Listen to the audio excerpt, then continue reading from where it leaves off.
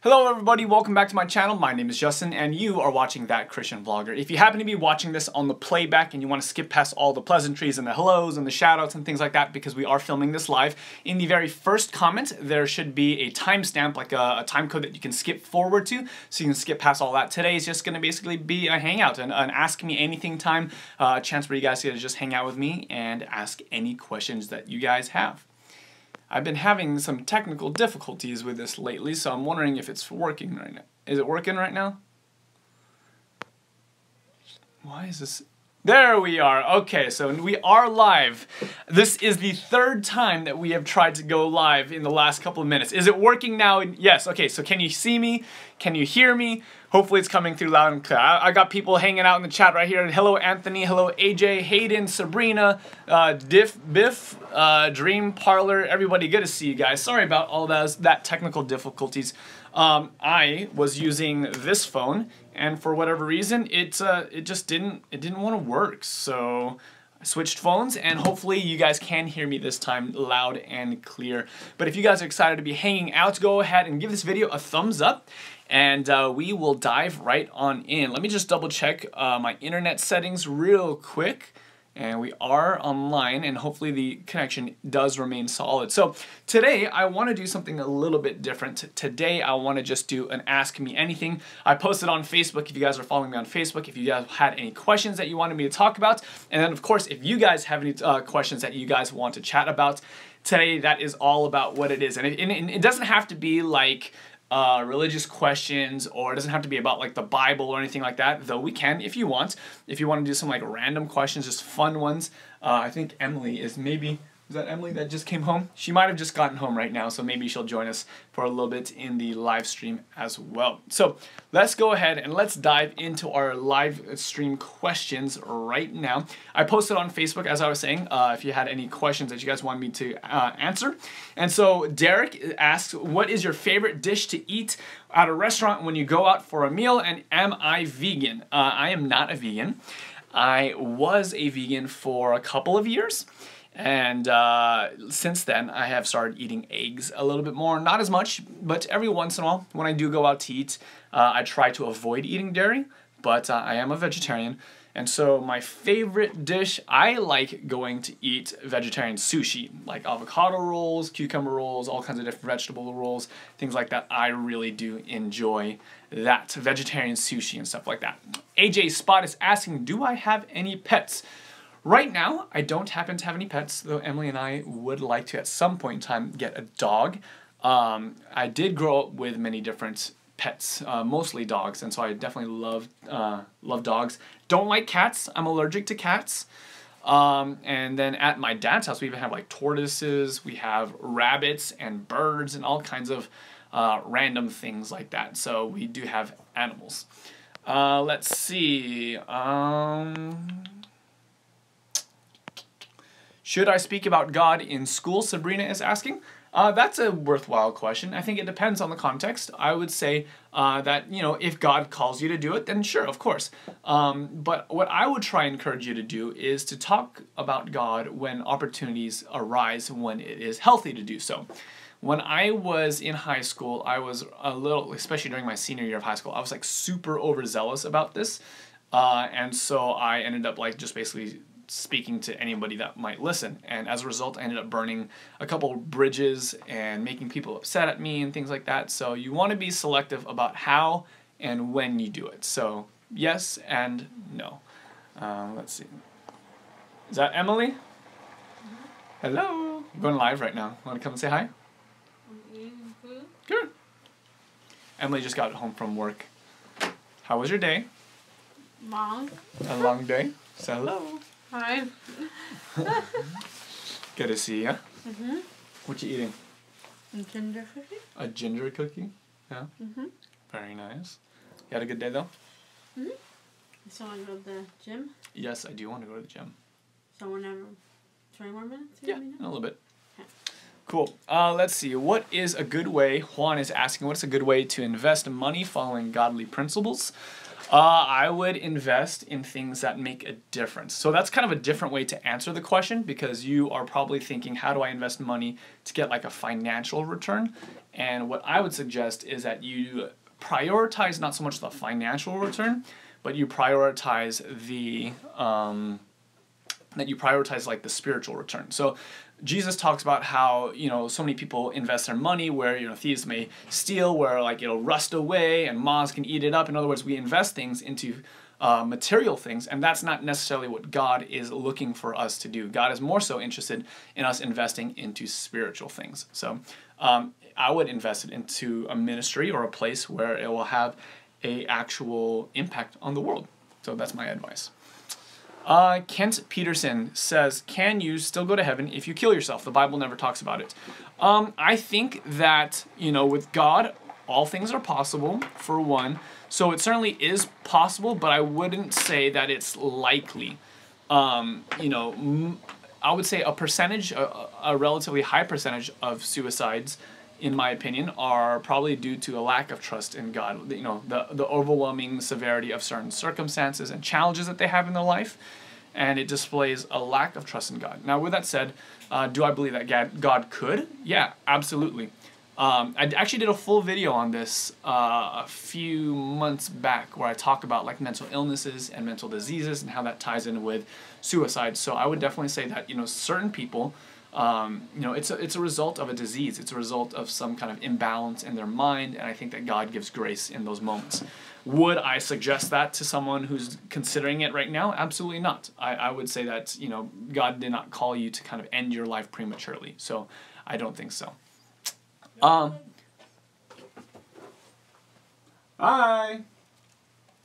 Oh, can you leave it on the front porch?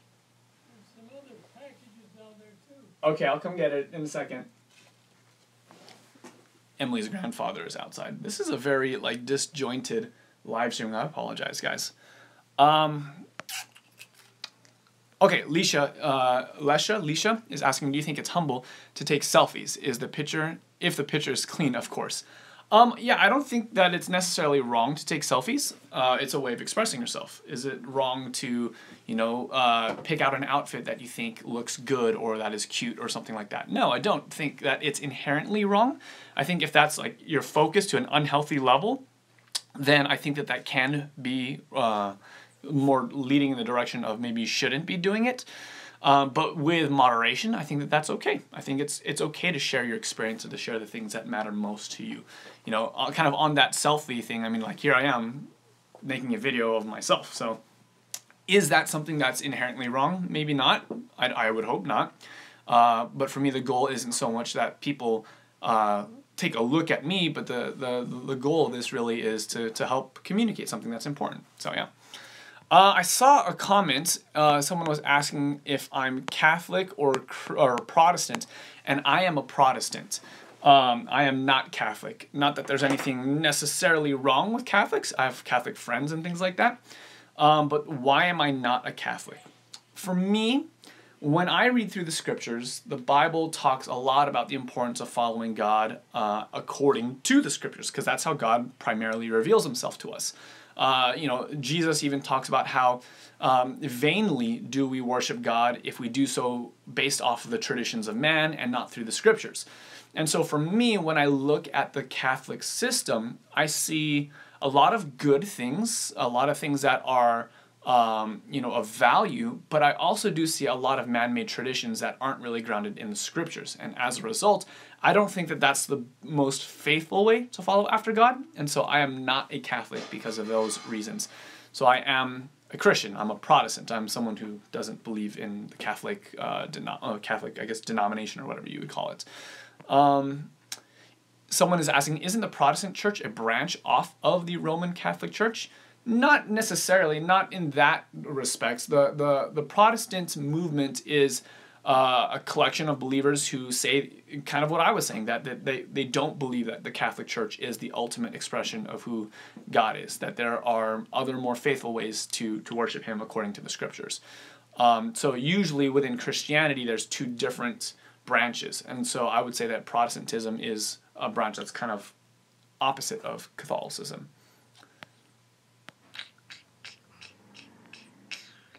I saw another question about cursing. Someone asked a question about cursing, and I'm seeing a couple other questions about that. Should Christians curse?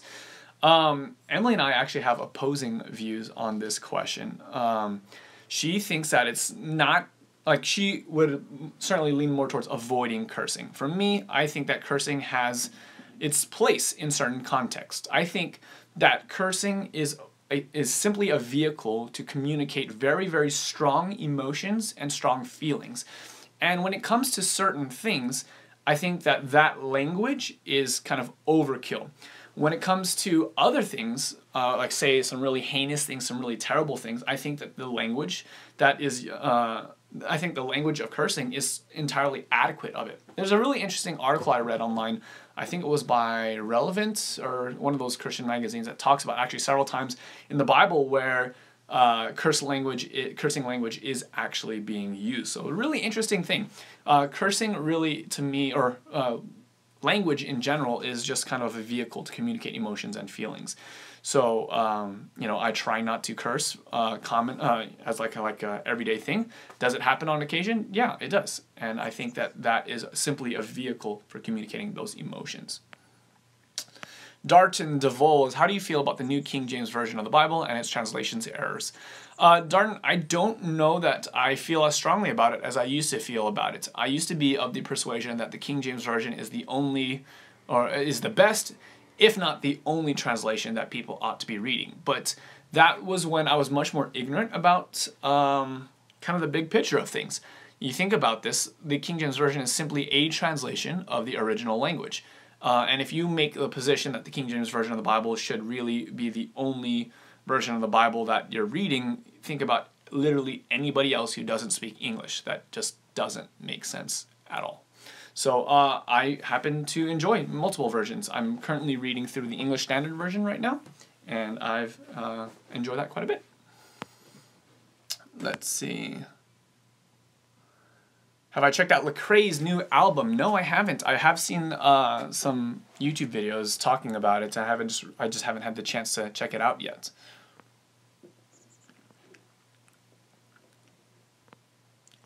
Let's see.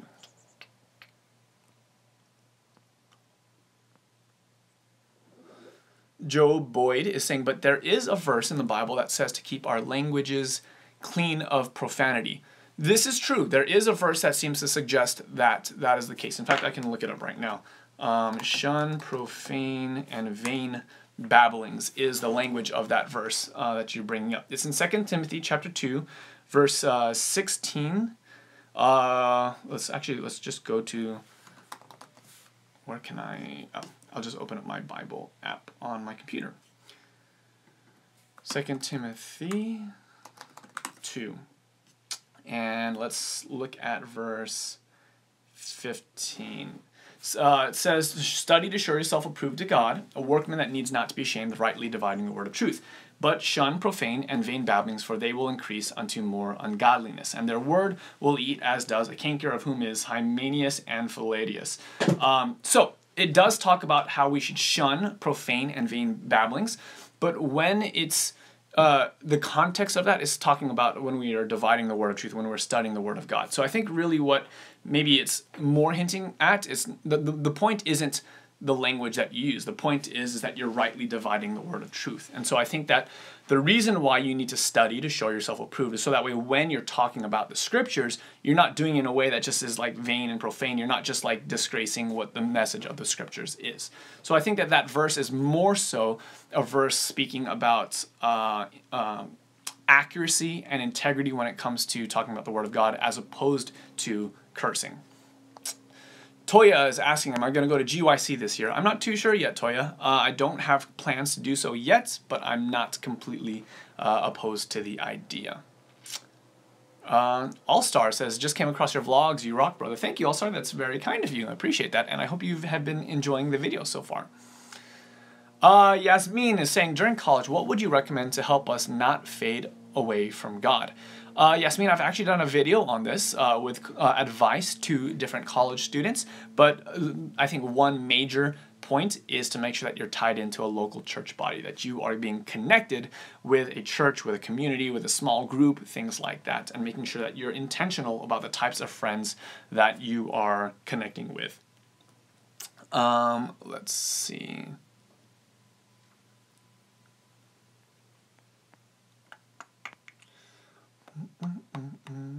Is it a sin to vape? Garrett is asking. You know, I don't know very much about vaping. I know that people use it as an alternative to smoking and other types of recreational drugs, and then certain people definitely see benefits in it as far as stress and things like that are concerned. I've never vaped, so I don't really have a lot of personal experience with that. So I don't think I can really speak on that very well. Let's see. Z's Rib Pit. How do you know if you found your spouse, and how do you know your career calling? So I've done videos on both of those subjects. You can check out in the library videos on my YouTube channel if you want to check that out.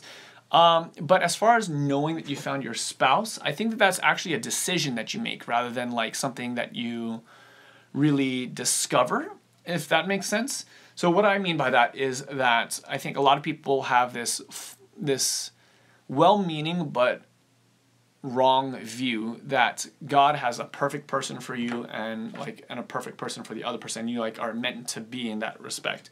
I don't know that that's the case. I mean, certainly there can be for some individuals, but I don't think that it's like that all the time. I think if it were like that, you were kind of like predestined to marry someone, then that kind of cheapens what love truly is. Love truly is a decision. It's something that you choose to do. You choose to sacrifice yourself for the other person. You choose to put the other person before yourself. And if you were kind of forced to do it, then that's not really love as much. And so that's why I don't think this idea of there being like a soulmate for you, like just one person, I don't think that that's the best thing. So I do think, kind of contrary to that, I think that what kind of God gives us the opportunity to do is to choose who we love. So I don't think that you really, what was the language that you used? I don't think you really find a spouse in that respect. I think you choose to love someone and you choose to marry someone. So hopefully that's a little bit helpful. As far as the career calling thing, check out the videos that I've done in the recent past. I've actually spoke about that a lot in those videos.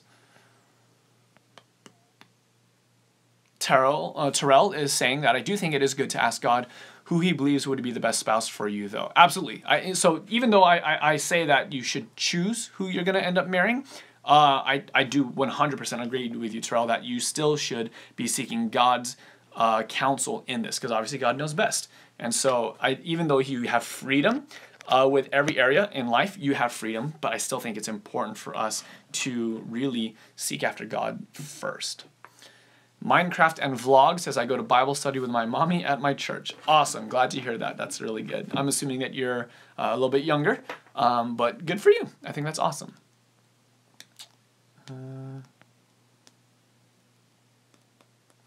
Cody says, I go to church group every Tuesday night, and I love the atmosphere and people, but don't enjoy the pastor because he seems to be talking at us instead of preaching.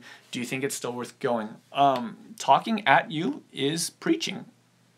Maybe, I don't know if you mean you don't like the style of preaching that he has, like if he's like not being direct enough or like very pointed. Oh, you're saying you're not getting anything out of it. Okay, so that's something that's important to look at.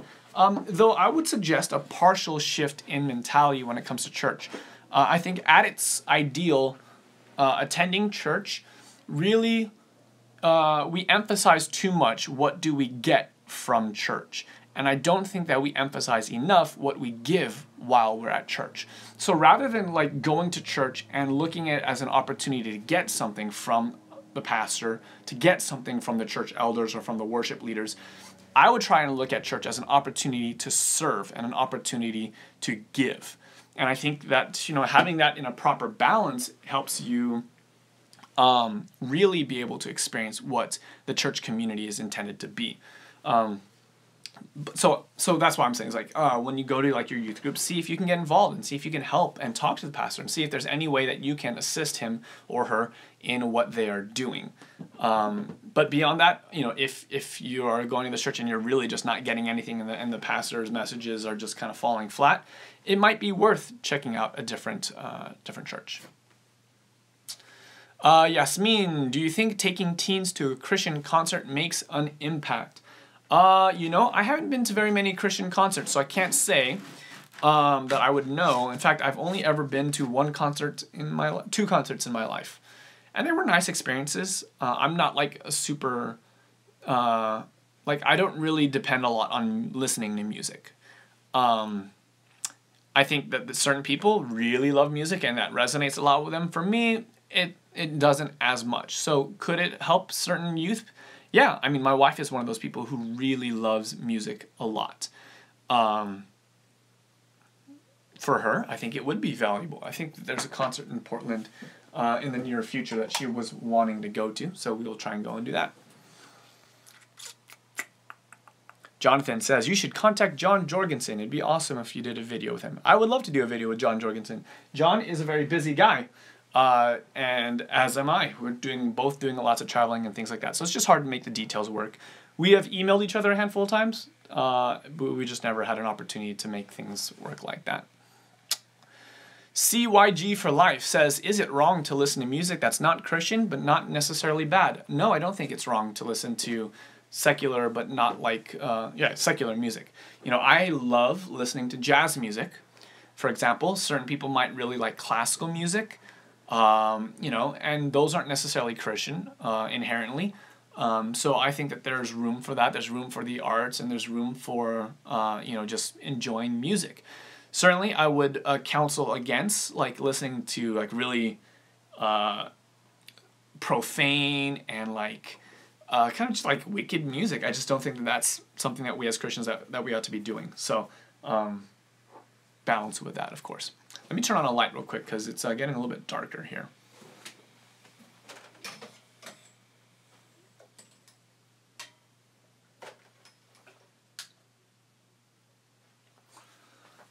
Let's see if that helps out a little bit. Yeah, that helps out a little bit.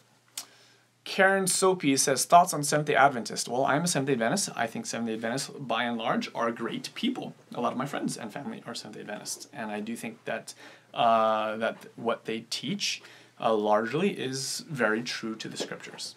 So those are my thoughts on it. I did a video on Seventh-day Adventism if you want to check that out on the channel entitled, What Are Seventh-day Adventists? So you can check that. Who are my favorite Christian authors? Waypoint Parenting is asking. Some of my favorite Christian authors are Timothy Keller, C.S. Lewis, Henry Blackaby. Yeah, those are good ones to start.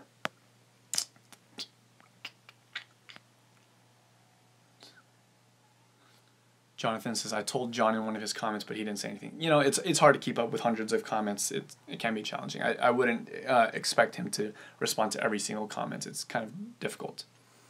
John Eldredge. Yeah, John Eldredge is another really good author. I actually quite like John Eldredge's books for sure. Is it a sin to want to be online famous, especially if you want it to be for a job? That's an interesting question. I don't think that there's necessarily wrong with being famous per se. That's another word for influential. I think certainly God calls us to be influential upon people. I mean, how else do we end up spreading the word or things like that? So I don't think it's wrong necessarily to want to be influential within, you know, reason.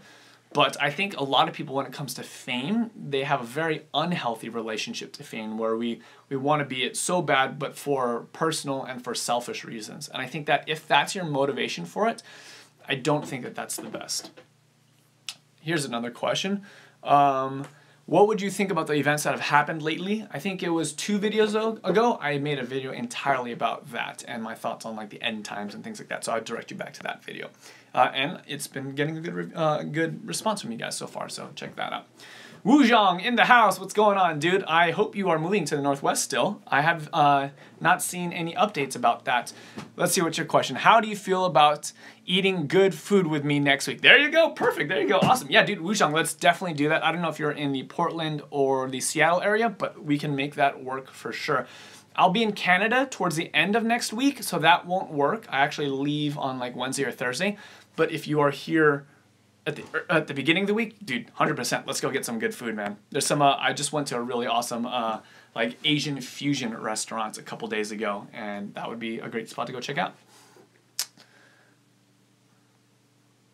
Who's your favorite apostle? Okay, that's an interesting question. Do I have a favorite apostle?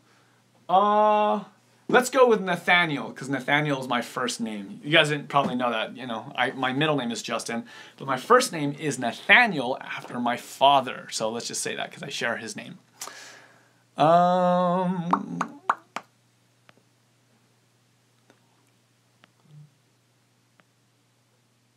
What's your advice for starting a Christian YouTube channel? Says Steelers6190.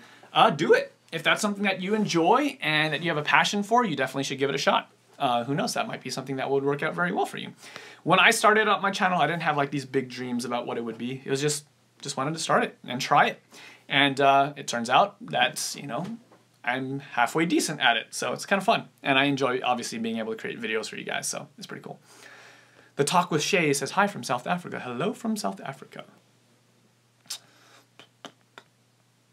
Definitely.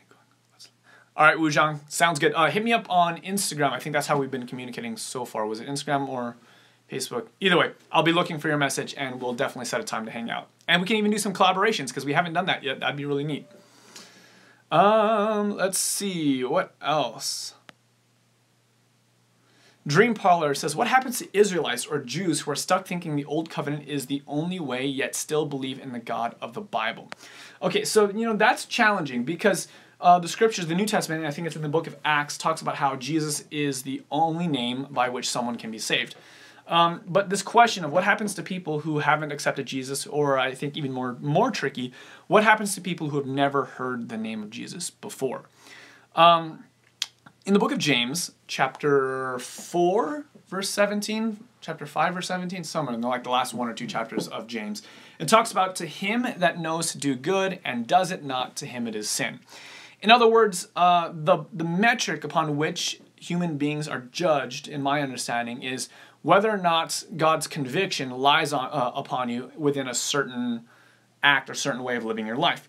And so if someone, you know, maybe has never heard the name of Jesus before, like for example, take literally anybody in the Old Testament who has never heard the name of Jesus.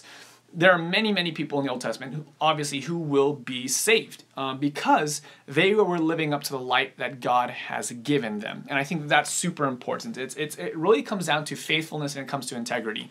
I think that, you know, many of us are granted more light, and therefore we have a higher standard to live. But I do believe that, you know, people in the Old Testament will make it to heaven, even though they've never heard the name of Jesus. And I do think that it's possible. Highly more challenging, but I think it is possible for people who have never heard the name of Jesus, or perhaps maybe are parts of different religions, to make it into the kingdom of God, simply because they likely are living up to the light that they have. So I know that that's kind of an unpopular view when it comes to this. I still think that the best thing to do is obviously to accept Jesus, and that if given the opportunity to accept Jesus and someone says no, then I think that, you know, they are held to that standard because they have that light revealed to them. And so I think that that is important even to this day. I just saw someone else in the comments. Hey, Maisali. I don't know if I pronounced it right. You and my son have almost the same haircut. Good to see you guys. Another YouTuber in the house, by the way. So Wuzhong, he's a Christian YouTuber as well. You guys should check out his channel. And then another Christian couple with a YouTube channel called Maisali. I don't know if I pronounce it. But they are Korean and black. I don't know what ethnicity you are. I apologize. But they also run a YouTube channel. They're pretty amazing people as well. By the way, you guys have been stepping it up when it comes to your cinematography. So kudos to you guys. Really solid stuff. Let's see. Reggie Johnson says, hey, Justin. Hello, Reggie. question about the secular music thing. I literally answered your question a moment ago. Jinsey George, does God intend marriage for everybody? No. The answer is no. God does not intend marriage for everybody. In fact, there's a good case to be made for being single in the scriptures. Jesus was single. Paul was single. Paul even said that I wish that everyone was single. Paul literally said that. So there's a lot of room for single people and to be used by God and like that to be God's will. Is everyone called to be single? Obviously not, because then obviously the human race would just like die out. But it could be it could be that God calls you to be single. I don't know. Abel Ninan says, is it all right for a Christian man to marry a Muslim woman? I don't think that that's ideal. I wouldn't say yes or no, because obviously God has plans that are so much beyond what I understand. For example, there's a prophet in the Old Testament. God commanded that prophet to marry a prostitute, which is absolutely insane. It's incredible to think that that's really what God wanted this person to do.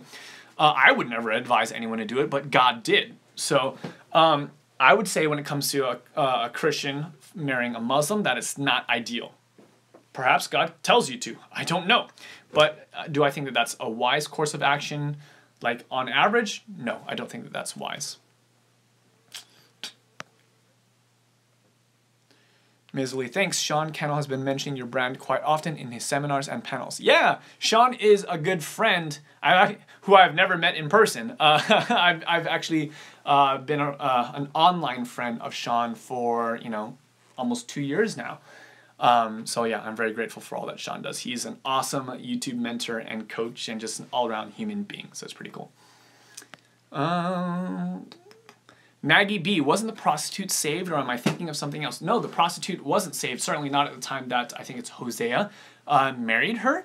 In fact, the story goes that the prophet married the prostitute, and then the prostitute was unfaithful to the prophet again, like ran away, and so this prophet had to go and chase after her and like woo her back.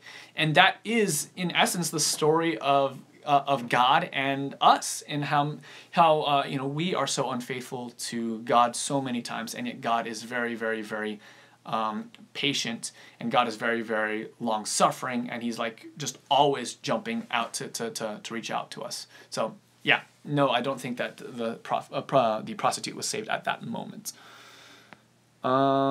Anthony says, Justin, I'm writing an album about suicide prevention and awareness. Will you pray for me that it will go viral and people will know that they're worth living for? Anthony, awesome. I'm glad to hear that you are writing an album, a book, is that a music album? But that's pretty cool, and I will be praying that that God's will is done in this area for sure. Come out to ClamorCon. It's a great networking opportunity and environment to learn on an industry level. ClamorCon. I think I've only heard of it once, but I don't know much of it. Let me look this up. ClamorCon 2017. When is this?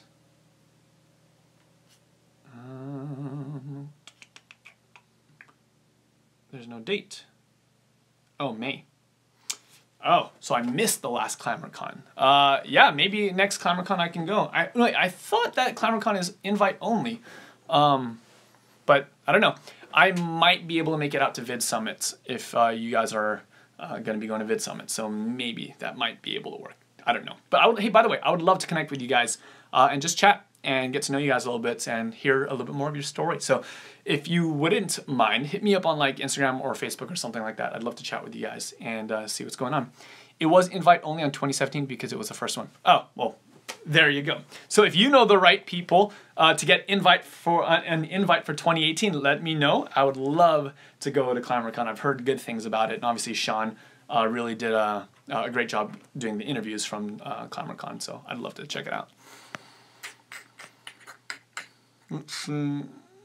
What does God think about war? Is it against any commandments? I would say, by and large, God is very, very pained when it comes to war. Obviously, we are all his children, even the ones that we don't happen to agree with. So I think that, anytime that there is war, there's fighting, there's strife in these manners, it breaks God's heart. Is it against the commandments? I don't think so. You know, you're talking obviously about the commandment, thou shalt not kill. The proper translation of that verse is thou shalt not murder. And murder is the unjustified killing of someone. So many people would say about war, it's self-defense. It's things like that. And so I think that, actually I don't think, the Bible does talk about the value of self-defense and how that's a legitimate thing for Christians to be doing. No problem. I know the secret handshakes. Awesome. Very cool. I'll look forward to hearing from you guys soon. Maybe we can Skype or something like that. I'd love to chat with you guys. Where are you from, Justin? Have I been to Yakima? Yes, I have been to Yakima only once or twice, not very many times, and I'm from Southern California. Carson says, because I'm going to the Marines once I'm 18. Okay, hey, Carson, kudos to you for wanting to serve your country.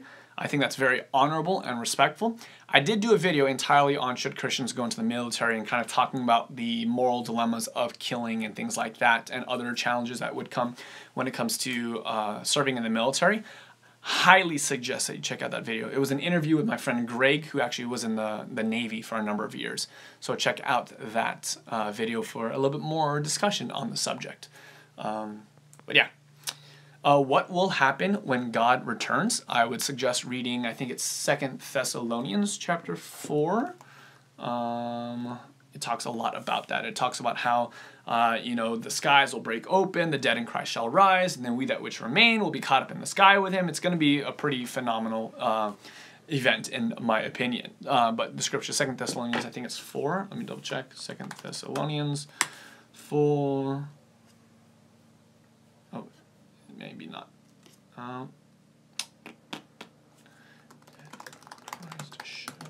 Rise. 1 Thessalonians 4. I knew it was somewhere around there. 1 Thessalonians chapter 4, verse 16, if you want more information about that. Have I ever been to a Biola University? Not as a student. I have been on occasion for like seminars, things like that. I once went for like a philosophy panel discussion or something like that, and it was really cool. What football team do you support, Justin? I support the Seattle Seahawks. Go Hawks. I don't watch football that much, but when I do, I enjoy rooting for the New Orleans Saints. And when I say I don't watch football a lot, I like literally maybe watch one game a year. The Super Bowl. I just don't spend a lot of time doing sports, watching sports. Do I believe the Song of Solomon is a spiritual parable? I think that it certainly could be applied as a parable, as is many portions of the scriptures. But I think that the Song of Solomon, first and foremost, is like actual letters between two lovers. Let's see. Carson, I have another question. Why do people think they know the date of the end time, like the September 23 thing? I don't know, because they're crazy. People just are weird. And they want to know all, like everything that no one else knows. And they want to be like, have the inside knowledge. And I think it's a form of spiritual pride, to be honest. This idea that, I know the secrets of God and you don't, and he's only revealed it to me. I think that's kind of an arrogant way to approach things. And so far, people who feel that way, and people who believe like that have entirely been proven to be wrong. And so, I don't know, I think that greater degree of humility would be very valuable when it comes to that. Answer Steelers and Justin answer Steelers answer buddy. What is Steelers 6190. Why does God put us in hard situations? For example, I have a friend who is always suicidal and many family members of mine died. I'm very sorry to hear that, Steelers. I don't think that it's God who puts you in those types of situations. I would say, and this is not at all like being hard on you in any way, shape, or form, but I think a lot of reasons why we have difficult moments in life is because of a couple of things. Number one is simply because there's sin that exists in the world, and this is what happens in a world filled with sin. There's tsunamis and hurricanes, there's murdering, and there's all kinds of terrible things that go on all around us, and that's a result of sin. I don't think that that's really like God pointing the finger at you and choosing you, to go through something like that. So I think sin is the first reason why a lot of suffering happens, and the second is that we make bad decisions. Like I know that I've suffered at the hands of my poor decisions many times. Like the video I shared earlier this week when I got arrested. Why, God, why did you allow me to get arrested? No, it wasn't God. I was just being stupid. So I think that, a good chunk of what happens in the world can be described or can be explained by those two things, simply the existence of sin and our own foolishness.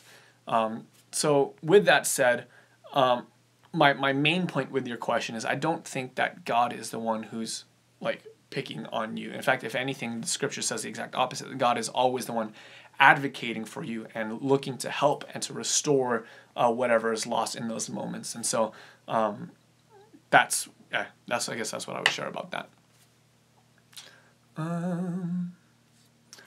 Nolan, what do you think about esports and Christianity? I like esports. I was literally watching the League of Legends tournament, the World Championship last night. So I think esports are like any other sport that have a certain amount of entertainment value, but it's very important to not go overboard with those things and become addicted to a level where you are like missing out on what God is calling you to do in real life. Oh, Paul and Morgan, what's going on? Hey, brother, got to ask you this question. Do you think Christians should watch Game of Thrones? And I saw your guys' video on that, by the way. It was a very good video, and I actually agree with you. I don't think Christians ought to be watching Game of Thrones. I think that the sheer amount of things that exist on that show that are very contrary to what God wants us to be focusing on, I just don't think that that's healthy. And I am confused as to how many Christians can say that Game of Thrones is okay. Like,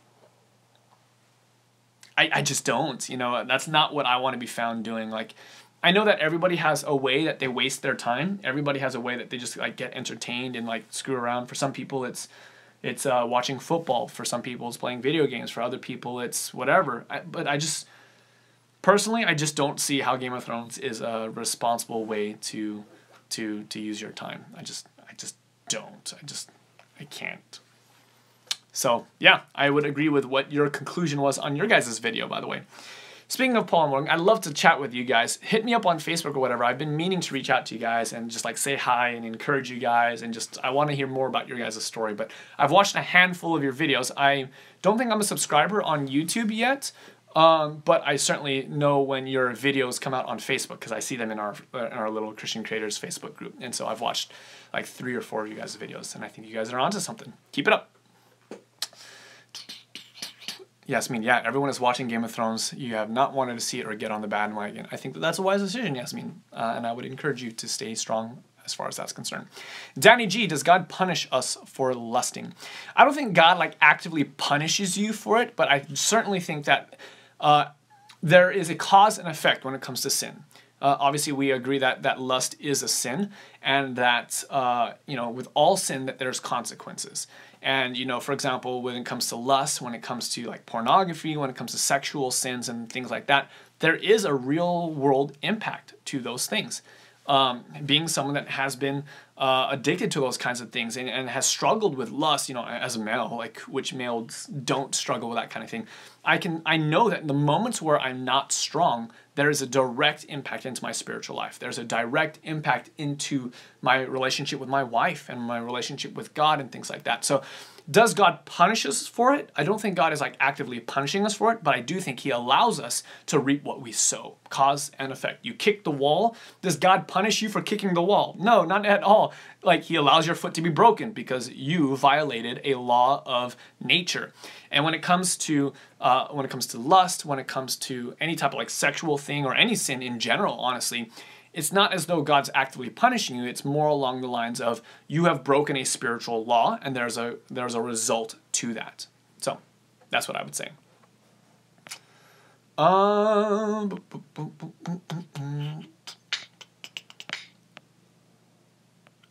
Trying to see. There's been a lot of comments, and I know that people have been asking a bunch. Sorry if I miss your comments, guys. Just keep at it because it's hard to keep up with all the comments that go on, and if I miss one, I apologize. I am trying to answer as many questions as I can. As you can tell, I'm not stopping. I keep answering whatever question I see. When you first committed your life to God, says Nathaniel. Hey, Nathaniel. Was it a challenge for you to tell others about him? Yes and no. Was I nervous? Was I scared? Was I ignorant about how to do it? Absolutely. So in that respect, yes, it was very hard. In another respect, it wasn't hard because I was so excited about it. I wanted to talk to people about it, even if I didn't know how. It's kind of like when I first started dating my wife, Emily. I just wanted to tell everybody about her, just this awesome girl that I had met and how, how well things were going at. So in a certain sense, yes, it's difficult to learn how and when and all those kinds of things, like the techniques and the strategy behind it, or however you want to describe it. But in another sense, no, it wasn't too difficult because it was what I wanted to do. It's what God put in my heart to do. Yeah. McNathan says, have you seen the Shaq movie and what do I think about it? Yes, I have seen the Shaq movie and I made an entire video about it. So long story short, I actually really enjoyed the movie. And all the criticisms that people have against the movie, I don't think really hold weight. So check that out. Anthony's asking, does God want you to explore your sexuality at all? That's an interesting question. It depends on what you mean by exploring your sexuality. I think sexuality, it's okay to explore it within the confines of marriage. I think that's what the Bible talks about as far as marriage and sexuality is concerned, that, what does the scripture say? That the marriage bed is undefiled. In other words, within the confines of marriage, there's a lot of freedom. There's a lot of room to do the types of things that you like, or, to develop your own tastes, I guess is what I should say. Trying to be not very colorful with how I'm describing it for obvious reasons. But to experiment with your sexuality outside of marriage, no, I don't think that that is something that we ought to be doing. Sex is reserved for a man and a woman who have committed themselves in a covenant before God and for men. If you call it marriage, that's what it is. As a single person exploring it on yourself. That's a difficult question. I would have to think long about how to answer that question, and I'm not prepared to do that at this point.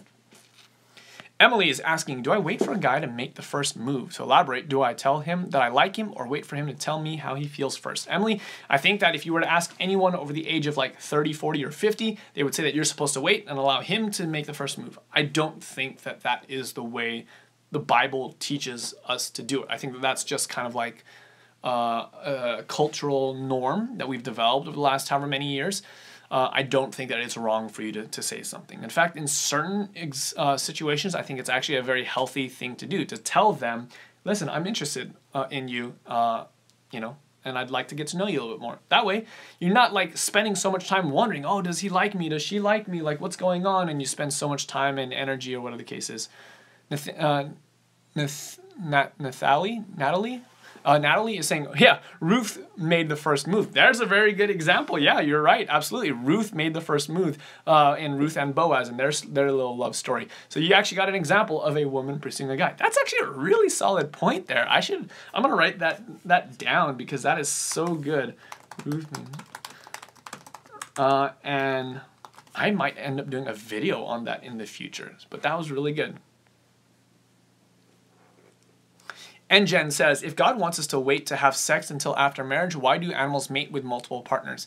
So your question is kind of interesting in that you seem to assume that simply because animals do it, that we should do it as well. And I can think of a lot of things that animals do that really just are terrible ideas. Like when a dog vomits, for example, it eats it. Like, oh, an animal does it, we should do it too. Like, no, I don't think that that's the case. Beyond that, we don't do things because we feel like it or because our instincts tell us to do something. So certainly, if I wasn't upholding the value of monogamy and upholding the virtue of marriage, would I be out there just doing whatever? In theory, absolutely. But because I am a follower of Jesus and I strive to live my life in submission to his teachings, and I aim to live my life in a way that's honorable to him, I do the things as best as I can to honor him. And this is one area that he's asked very specific things when it comes to sexuality and things like that. And so just because animals do it, I don't think that that's a good enough reason to want to do or to live in a particular way. So hopefully that helps.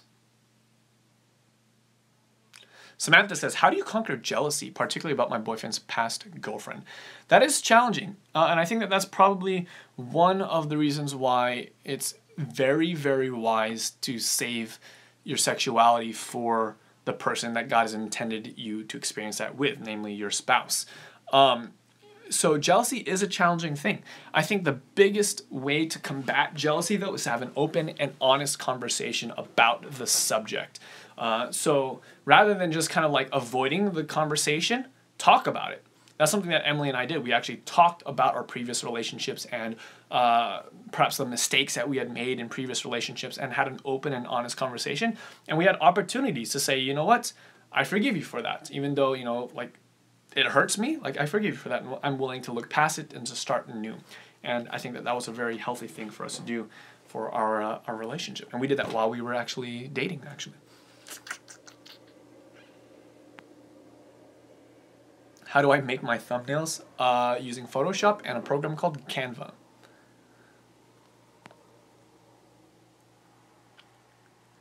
Wondering how strong of a prescription was your glasses? They're very strong. They're, well, I mean, I think that they're very strong. They're like, what are they, like 3.5s or something like that?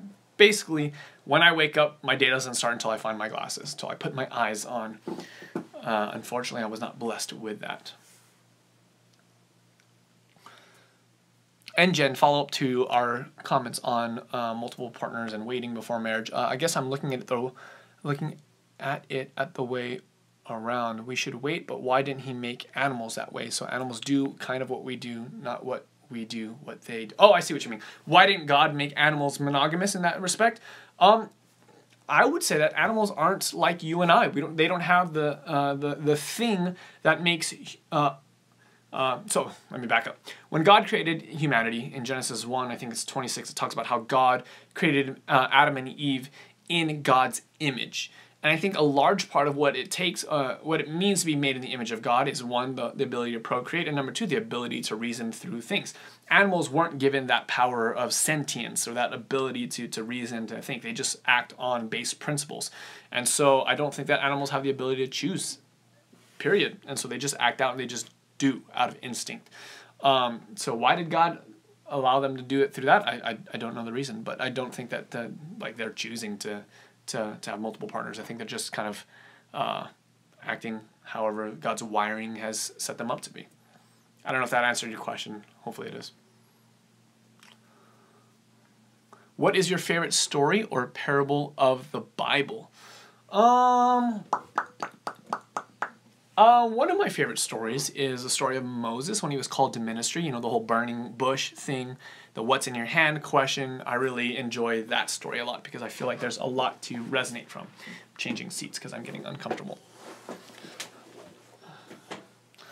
So yeah, Moses, the burning bush. I like that story a lot. I was reading through the book of Daniel a lot last week because I spoke on Daniel. So that's also a really good story in the Bible. And Jen kind of answered your question. Sorry, I tried. I don't know that I have all the answers.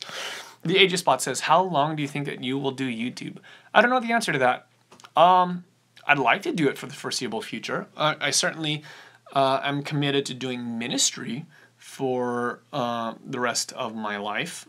If that means that I'm going to be doing YouTube or not, I don't know. I couldn't really say. But at least for the next few years, hopefully, God willing.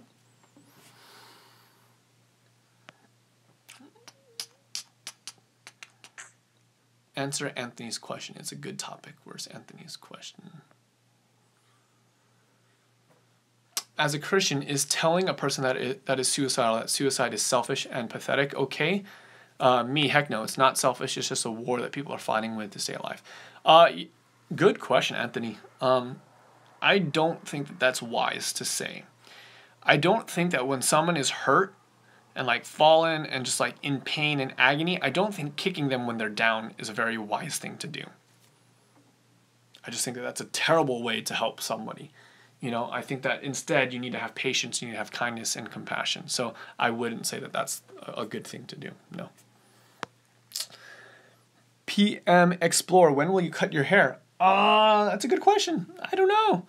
I have said that I'm intending to keep my hair long until the end of winter. But I don't know. I'm kind of ready to change things up again. So we'll see. I mean, It was just an experiment. I don't know that this is how I want my hair to be for the rest of my life. I'll have enough embarrassing photos of my man bun. Someone posted on Facebook. It was kind of silly that man buns are today's version of the mullet, and I'm sure that that's going to be the case. That back in the days when our parents or whatever had mullets, they thought they would look so cool. I'm sure that that's going to be the kind of like a same thing. So, let's see.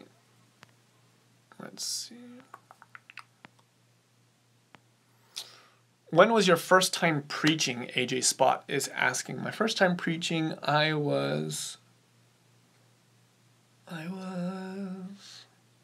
just graduated high school. I think I was like 17 years old.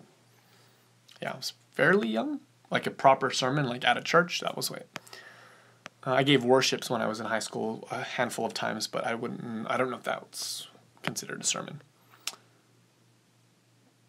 Nathaniel says, can people be scared into heaven? I have a form of hatophobia, fear of hell. How would I deal with this type of thinking? I don't think that that's how it works. I don't think that you get scared into heaven. I think that you have to make an active decision to accept Christ and to surrender your life to him. And I don't think that God accepts fear as a form of that decision. So no, I don't think that it's a viable way to make it into the kingdom. What to do about your fear? I think I would encourage you, Nathaniel, to study out the subject of hell a little bit more in-depthly. Check out helltruth.com, I think it is. There's a lot of misconceptions about what hell is and what the scriptures teach about it. Largely informed through the media, through cartoons and through movies and things like that. And I think that it's very negatively impacted the way that we view God and that we view eternity. So I would suggest that you take a look at what the scriptures say about it. It's not that scary of a thing when it's properly understood.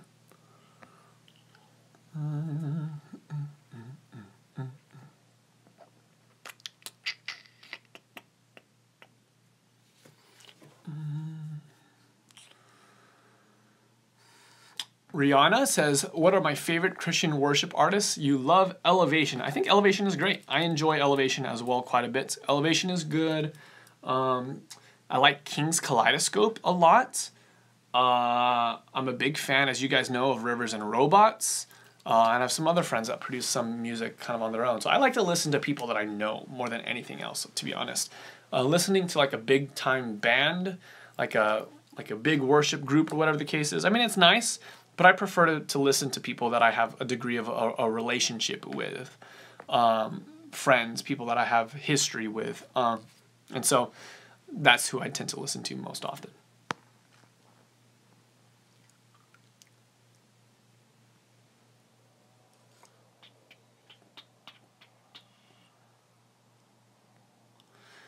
Do I think that all the hurricanes and natural disasters are God trying to tell us something? I think God has already told us something about natural disasters. The book of Matthew 24 talks about those things. So to a certain degree, yes. I think it is a call to return back to God and to really check our priorities in life, perhaps. I'm looking at the time. Goodness gracious, time has flown by. It's been 58 minutes. I'm going to end the live stream in about 2 or 3 minutes because Emily and I are supposed to go to the gym. So if you have any last pertinent questions, let me know, and I'll try to answer as many of them as I can in the remaining time.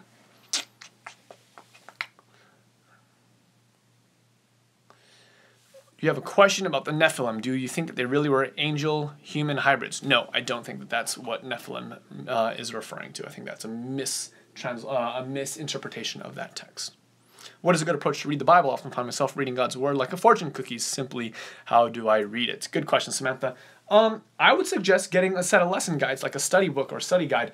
In the description below of this video, there's a website, truthlink.org, with a series of Bible studies that you can go through to kind of teach you how to study the Bible kind of systematically. And I think it'd be very, very helpful. Let's see. What do you do when you just want to quit? I try not to quit. Actually, I guess it depends on what I feel like quitting on, because sometimes quitting something can be a valid strategy, especially if it's something that you ought not to be doing. So like if, say I have a problem with drinking, yeah, I ought to quit that. So I guess it depends.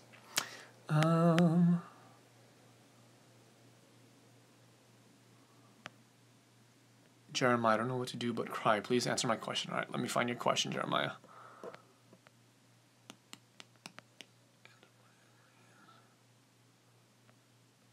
I am looking for Jeremiah's question.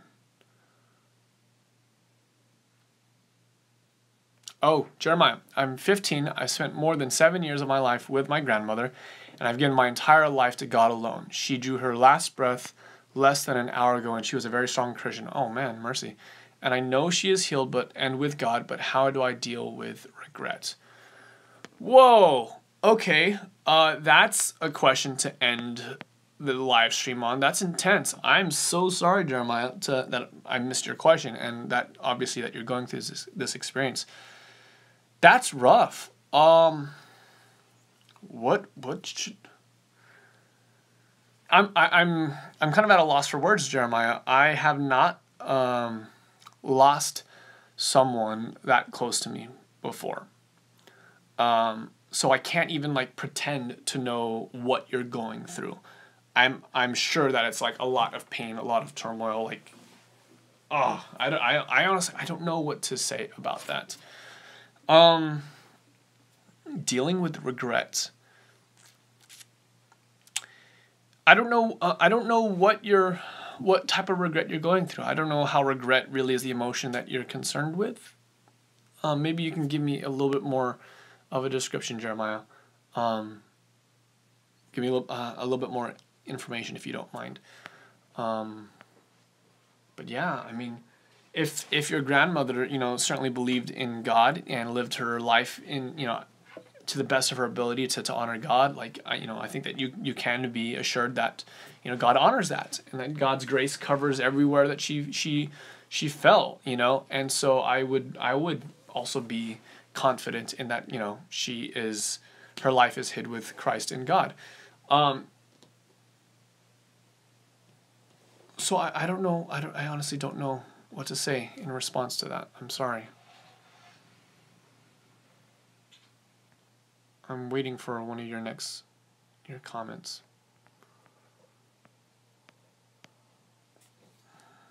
Okay, here it is. Like in her last year or so, I always was hesitant to go see her, and I felt that if I didn't say I loved her enough, I couldn't even give her less than 1 hour every day to her. Oh, I see. So you regret what you missed. I think that's natural. I think that makes sense. The people that I've spoken to that have lost a loved one, there's definitely always, oh, I wish I had done this, or I wish I had spent more time. So what I would challenge you to do is, obviously that emotion that you're experiencing, I don't think it's like you gotta just beat it out of you. Like, I wouldn't say that that's the case. I think that there's a grieving period, and that's totally fine. But what I would say is try and use that as a learning opportunity. And maybe you weren't able to be there for your grandmother in the way that you had wished that you could have been, but maybe use that as an opportunity to learn from that experience and to strive to be there for the other people in your life that matter to you as well. Thankfully, from the way that you've described it, your grandmother was a saint. It's not you don't have to worry about where she's going to be, or if she's going to be saved or anything else like that. So I would, maybe not now, but certainly after the grieving period is past, I would start to look forward rather than backwards. Regret doesn't serve very well as a way for you to grow and to change things, in my opinion. So I guess I would encourage you to spend the appropriate amount of time, like, grieving for her. Obviously, that's someone that you love very, very much, and it's okay to hurt after you lose someone. I don't think that's a problem. The scriptures talk about how, we grieve not as those who don't believe without hope. So you certainly can grieve, but it's a different type of grieving because you understand the big picture. You understand, God's salvation. So once that grieving period is done, then I would challenge you to look forward and to maybe grow and become a better and a bigger person as a result of that. So hopefully that helps. I'm sorry, I wish that I could give you better advice. This isn't an area that of life that I've had like almost zero experience with that. Thankfully, but also it doesn't really help me speak to you. So I'll be praying for you, Jeremiah. I'm sorry to hear that. Yeah, I hope that you can make things, you can make it through this. And if you need to, feel free to reach out to me through, other social media platforms if you want to chat or something like that. I'd love to connect with you. So, with that said, I'm going to wrap up today's live stream, guys. Thank you so much for hanging out with me and for your questions and for just all that you guys do. It's really fun to hang out with you guys. Do me a favor, before you leave, give this video a thumbs up if you enjoyed the video. If you enjoyed the Q&A, give the video a thumbs up. Subscribe if you haven't yet. And I see many of you guys asking questions. Can you send me DMs? Can you send me tweets and things like that? Yes, you certainly may. You can add me on all my different social media. There are links in the description below. And so if you want to reach out, you can certainly reach out to me there. But certainly, next time we have a live stream, try and get your questions in. I'll do my best to answer as many of them as I possibly can. So until next time, I'm That Christian Vlogger, and I want to encourage you guys to experience faith in the first person. God bless.